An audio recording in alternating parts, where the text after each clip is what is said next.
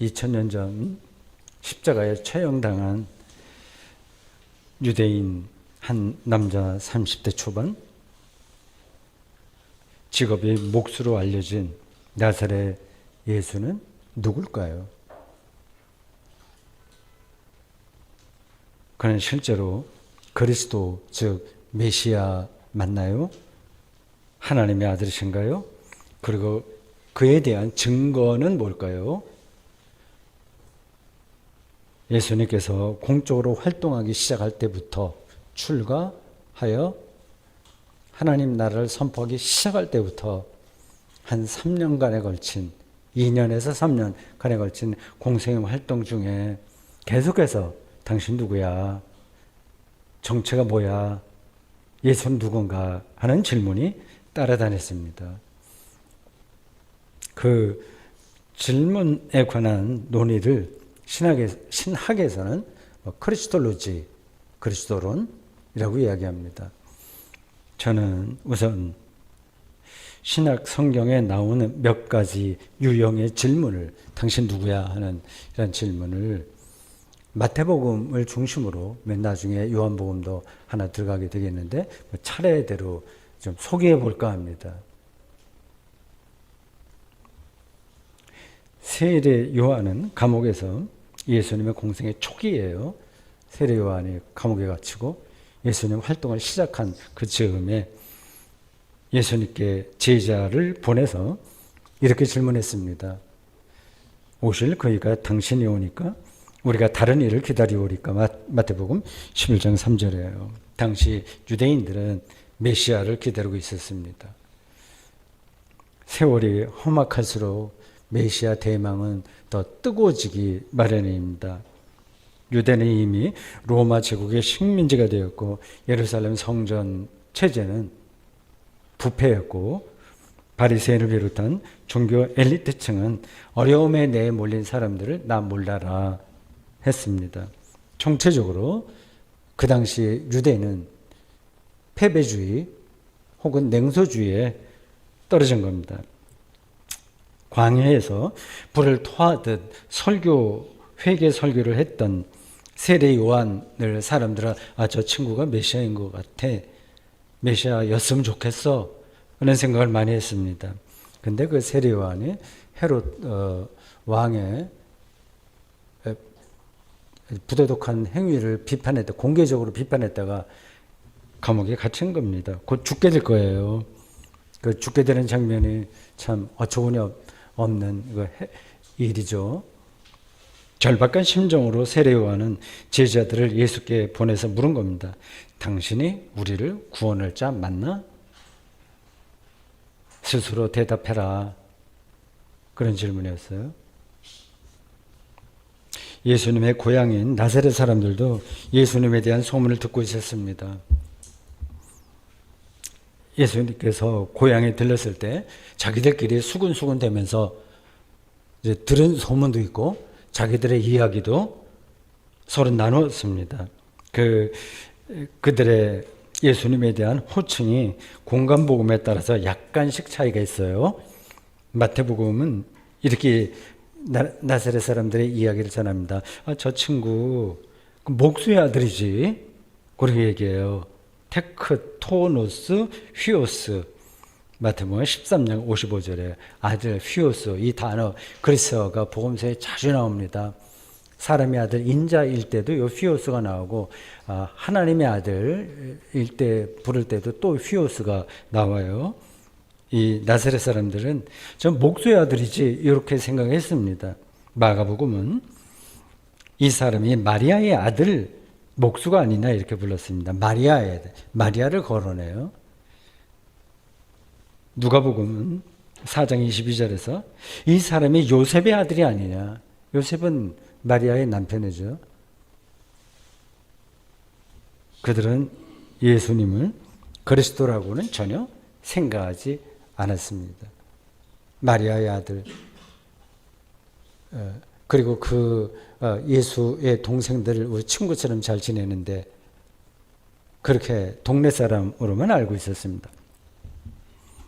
세 번째, 예수 스스로도 사람들이 자기에 대해서 이런저런 이야기를 한다는 소문을 듣고 있었습니다. 제자들에게 물어요. 사람들이 나를 뭐라고 하는지 들었냐? 그랬더니 이렇게 대답합니다. 세례 요한, 엘리야, 예레미야 선지자 중에 하나라고 합디다. 너희들은 나를 누구라고 생각하냐? 그때 베드로가 나서서 그 유명한 신앙 고백을 합니다. 주는 그리스도시요 크리스토스 살아계신 하나님의 아들 호 휘오스 투데우 휘오스가 또 나오죠. 그렇게 고백합니다. 마태복음 16장 16절이에요. 그 교회 좀 다닌 분들은 이 구절은 다 외우고 있습니다. 마태복음 16장 16절이에요.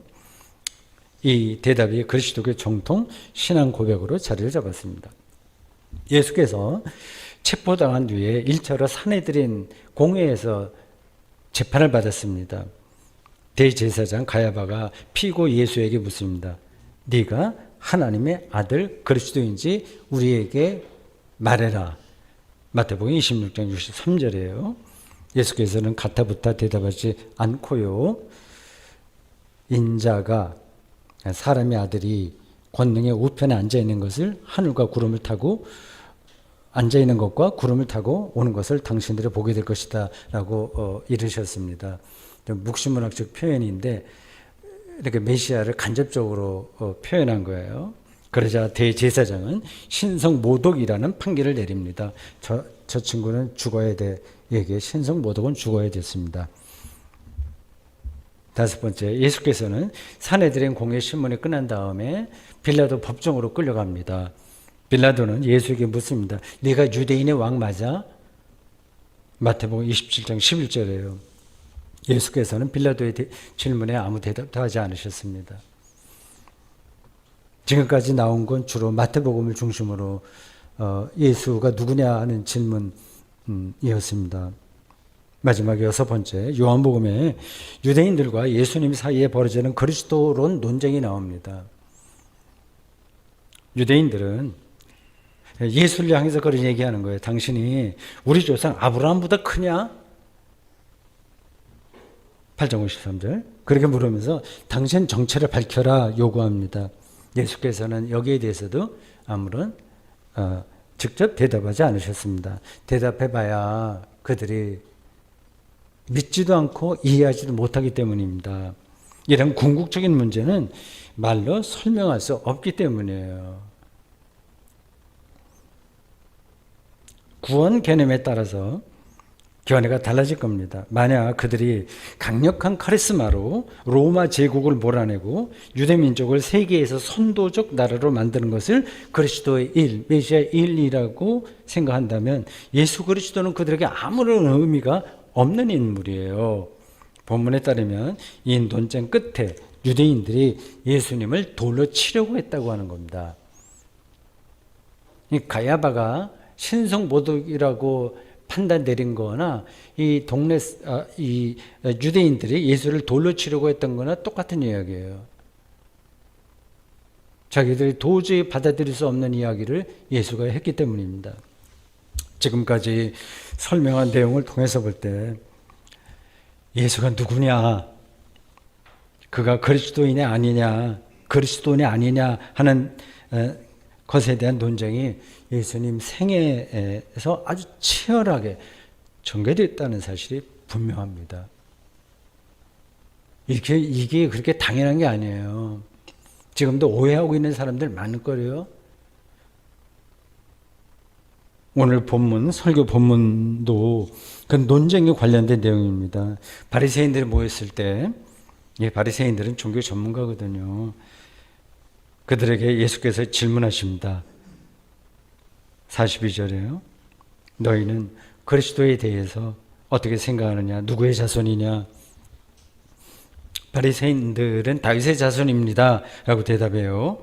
이들의 대답은 유대의 전통에 따른 겁니다. 그들은 유대 가문에서 메시아가 온다고 생각했습니다. 메시아, 그리스도가 온다고 생각했어요. 예수님도 본래 다윗의 자손이었습니다. 마태복음 1장 1절에 이미 그렇게 적시하고 있어요.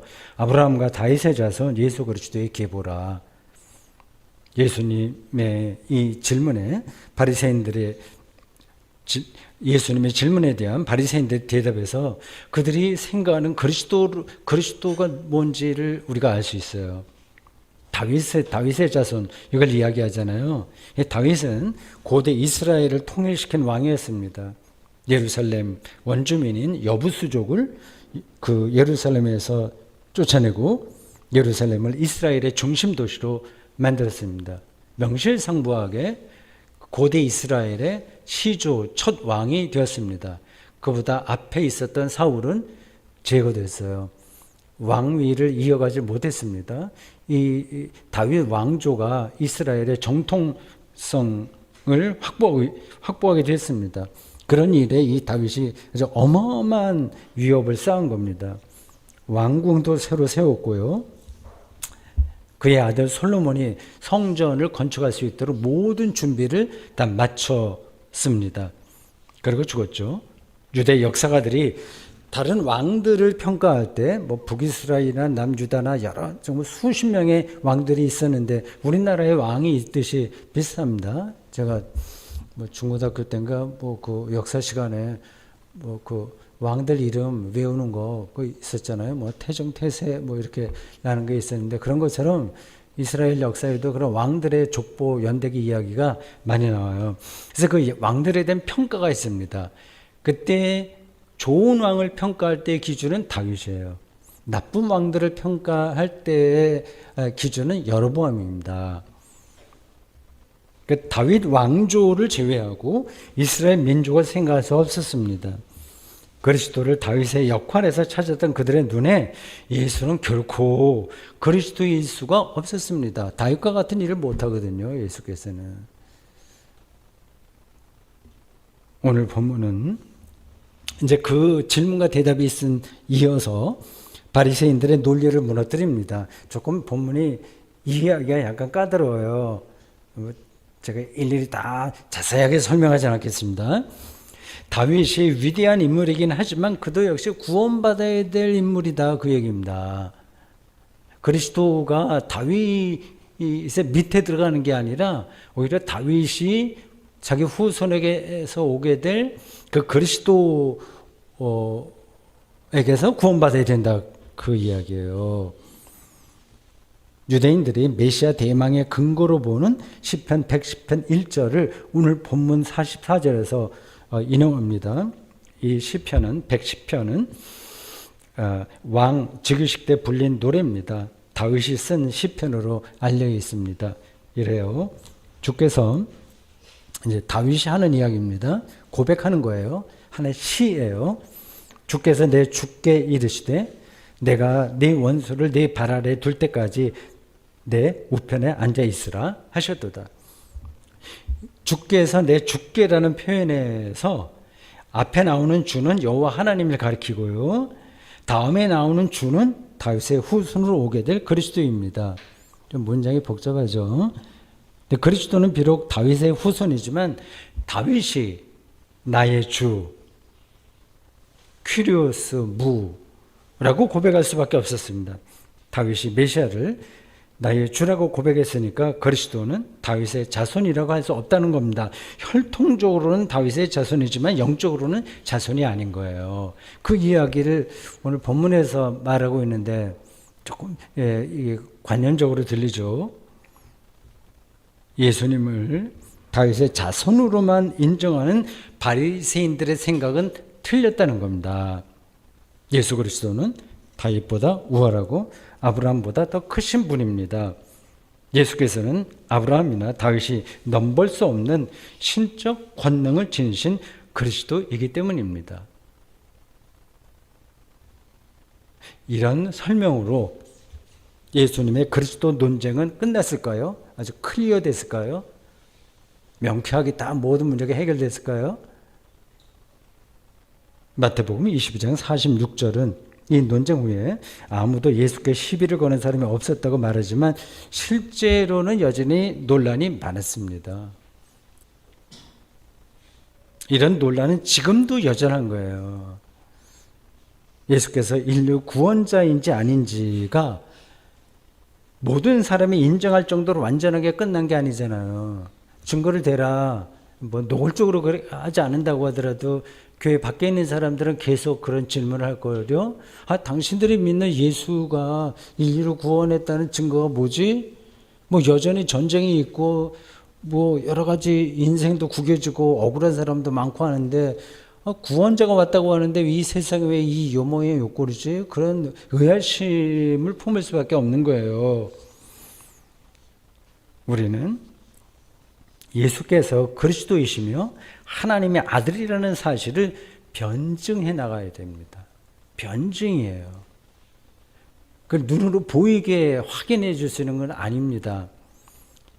우리가 변증해야 될 책임이 있어요. 설교도 기본적으로 변증이에요. 믿기만 하면 되지 무슨 변증은 변증이야 하고 생각하면 그리스도의 전통에서 벗어나는 겁니다. 지난 역사에서 그리스도 교인들은 어저께 제가 4세기 이야기를 했죠. 4세기 때 얼마나 그 삼위일체 논쟁이 가열쳤는지 말씀드렸어요. 그리스도인들은 세상 사람들이 알아들을 수 있는 말, 그들이 알아들을 수 있는 개념과 생각으로 자신들의 믿음을 변증했습니다. 그래서 철학과 대화하지 않고 그리스도를 변증할 수 없어요. 과학과 대화했습니다. 지금은 그런 전통을 다 놓쳐버렸어요. 오히려 지난 그리스도의 역사는 분명하게 철학과 과학을 친구처럼 대하면서 그들의 용어와 개념을 통해서 그리스도를 변증했는데 지금은 거기서부터 교회가 뺑소니 치고 어디로 숨어버렸습니다. 아주 개인의 영성 안에만 머물러 있게 됐어요. 그래서 세계 보편적 역사, 그리고 우주, 이런 것에 대해서는 신앙하고 관계없는 것처럼 생각하고 그냥 아주 개인적인 멘탈리티, 그 안에서 신앙생활을 하고 있습니다. 그건 전통에서 벗어난 거예요.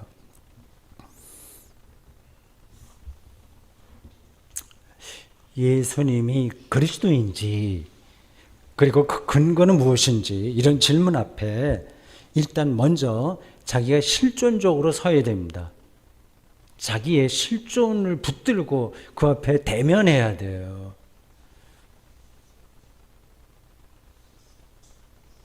교회 와서 예배 드릴 때만 내가 은혜 받았다. 뭐 목사 설교에 그때 뭐 수긍이 된다. 뭐 그게로 끝나면 좀 그렇고 성숙한 그리스도인이 되기 좀 힘들고 자기가 그 앞에 서야 됩니다. 예수님은 여러분의 그리스도이시며 구원자 맞나요? 그걸 어떻게 경험하시나요? 어떻게 그걸 알 수 있나요? 그걸 다른 사람에게 설명할 수 있으신가요? 더 근본적으로 우리는 예수님과 나의 구원 문제를 진지하게 생각해 본 적이 있나요? 뭐 이렇게는 말할 수 있을 겁니다. 예수 믿으면 죽어서 천국 간대. 나 그거 믿고 그래 살 거야. 그런 사람들이 있겠죠. 또 어떤 그리스도인들은 예수님은 아주 훌륭한 도덕 선생이지 그렇게 받아들입니다. 교회 나가면 뭐 좋은 말 하니까 뭐 착한 사람들이라고 하니까 그거 좋은 거야. 그런 정도로 생각합니다.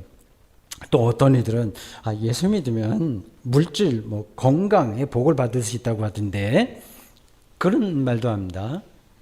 아니면 심리적인 위로, 뭐 힐링을 받을 수 있다고도 말합니다. 그들은 구원을 재물, 건강, 도덕성, 심리적 위로 등으로 여깁니다. 이런 것 때문이라고 한다면 이런 것 때문만이라고 한다면 예수 믿을 필요 없어요. 어린이 혹은 뭐 부부 교육 상담과 심리 치유에서 뛰어난 실력이 있는 아무개 박사를 멘토로 삼고 살면 됩니다. 문제가 다 해결되잖아요. 세상 문제가. 먹을거리와 식당 운영 등등에서 압도적 능력을 발휘하는 백아무개 씨를 선생으로 모시면 됩니다. 저는 그런 노력을 낮춰보려는 게 아니에요. 예수님께서 그리스도라는 사실은, 즉 예수 믿고 구원받는다는 그리스도의 복음은, 정말 복음은 그런 노력과 차원이 다르다는 겁니다. 그러니까 그냥 거칠게 얘기해서 잘 먹고 잘 사는 거하고는 다른 문제라는 뜻입니다. 자칫하면 예수님을 오해한 바리새인들과 유대인들과 제사장들과 로마 총독과 가룟 유다처럼 오늘 우리도 그리스도 논쟁에서, 즉 이 구원론에서 중심을 놓칠 수 있어요. 그렇습니다. 그리스도교 신앙의 핵심은 결국은 크리스톨로지예요. 그리스도론이에요. 소토리올로지, 구원론입니다. 다시 묻습니다.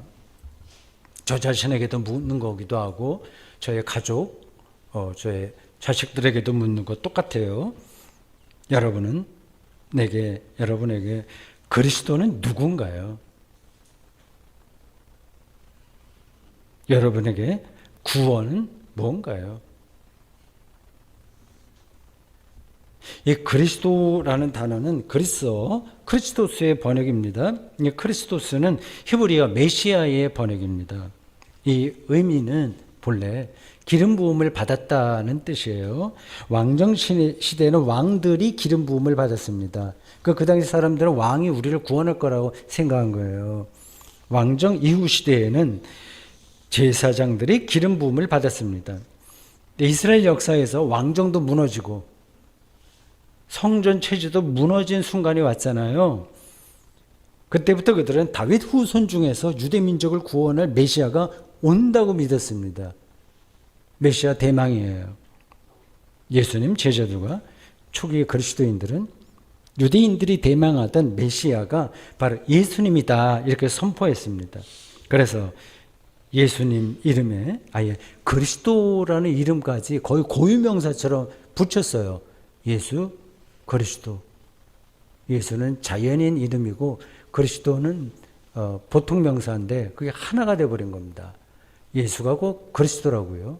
우리 주 예수 그리스도, 우리 주 하나님의 아들 예수 그리스도, 이런 호칭이 예수에게 붙게 되었습니다.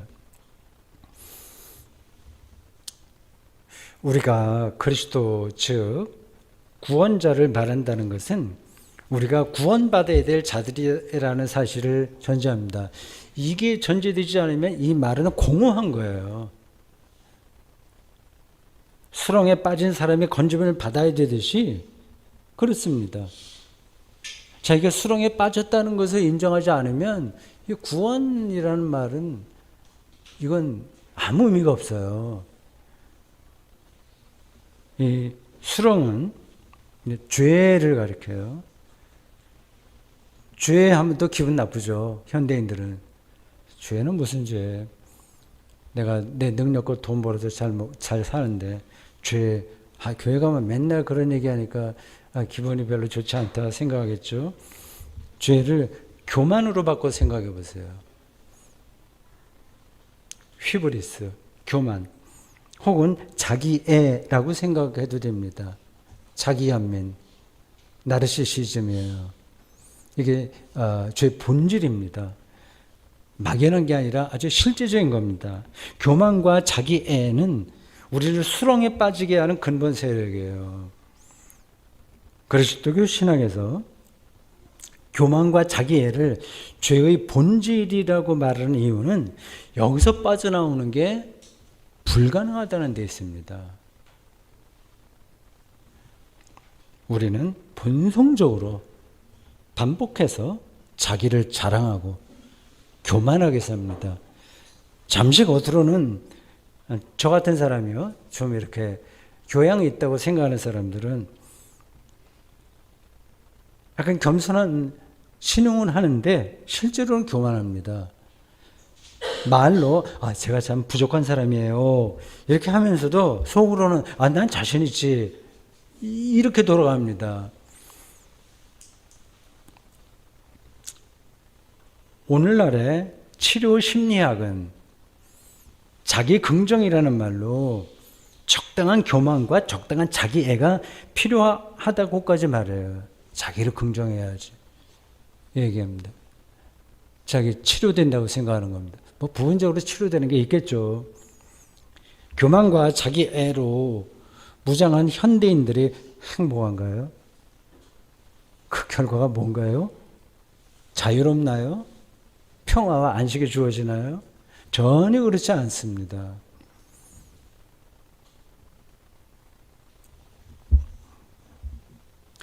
교만과 자기애에 묶여 있는 한, 즉 죄의 세력에 떨어져 있는 한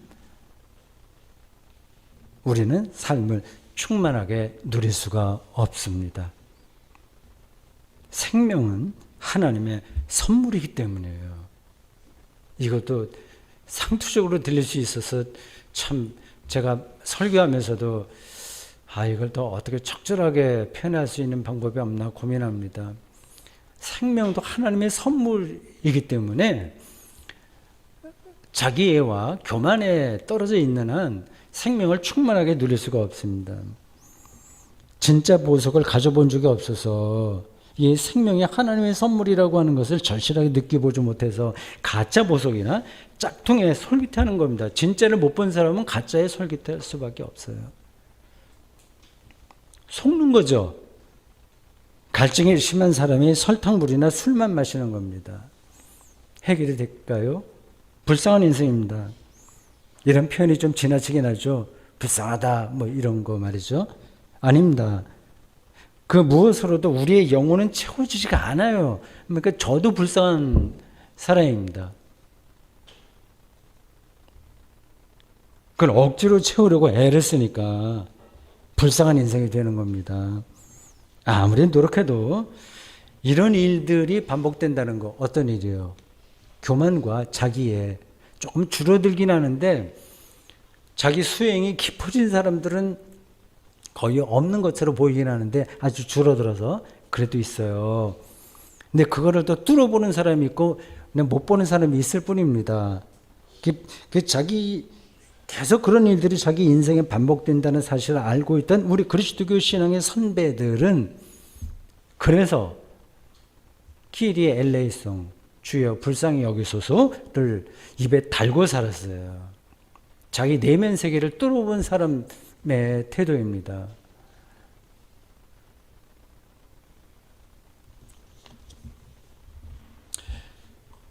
평범하게 사는 사람들의 애환을 잘 몰라서 당신 생명이 하나님의 선물이라느니 또 불쌍한 인생이라느니 설교하는 거 아니냐? 좀 그렇게 불편하게 생각할 수도 있어요.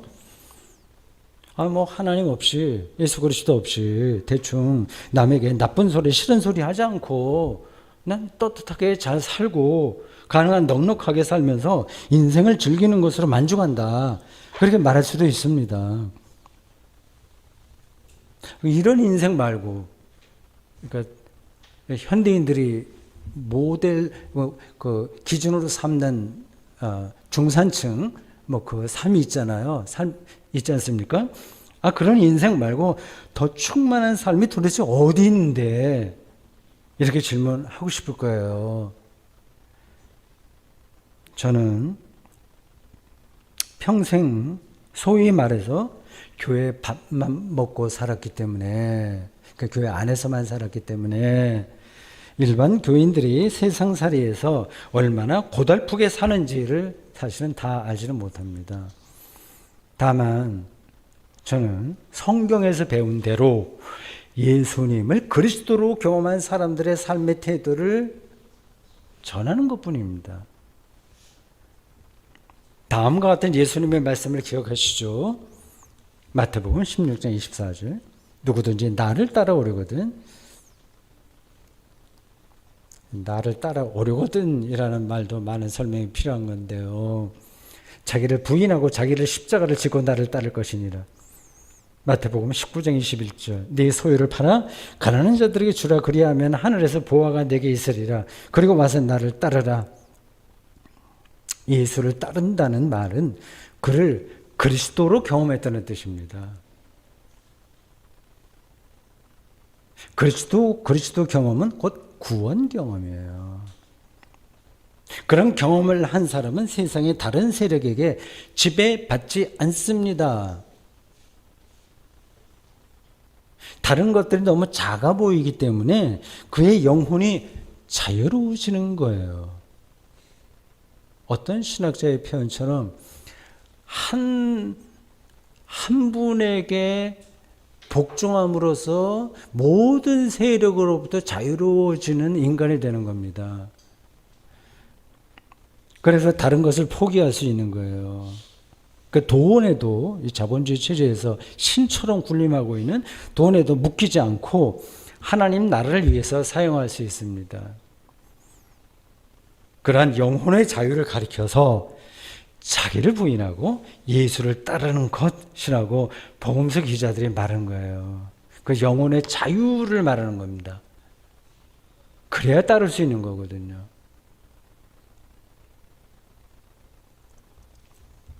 제가 매주 설교 시간에 설교 강단에서 말은 이렇게 하지만 실제로 영혼이 완전히 자유로운 사람으로 살지는 못합니다.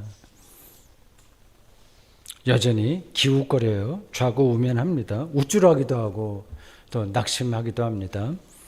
영혼의 자유와 의로움과는 거리가 멉니다.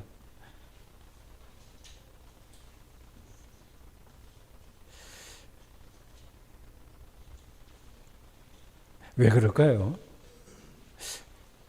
그렇게 평생 동안 좀 수행하듯이 이렇게 살았는데도 여전히 그런 부분들이 왜 남아 있을까요? 아주 자연스러운 겁니다. 여전히 죄의 세력에게 죄는 교만과 자기애예요. 죽을 때까지 떨어지지 않는 그 세력에게 붙들려 있기 때문입니다. 죽을 때까지 이 죄의 노예라는 실존에서 우리는 완전히 벗어날 수 없습니다. 그 영혼의 자유에 가까이 가는 것뿐이에요. 완전한 것을 이룰 수가 없습니다. 가까이 가는 거예요. 그 가까이 가는 것 자체가 구원입니다. 이 땅에서 우리의 삶에 완성되지 않는다는 사실만 보면 인생은 절망적이에요. 요즘 팔레스타인 전쟁을 보면서 저를 포함해서 사람들과 세상에 절망할 때가 자주 있습니다. 아, 왜 이러지? 왜 이렇게 살아야 되지?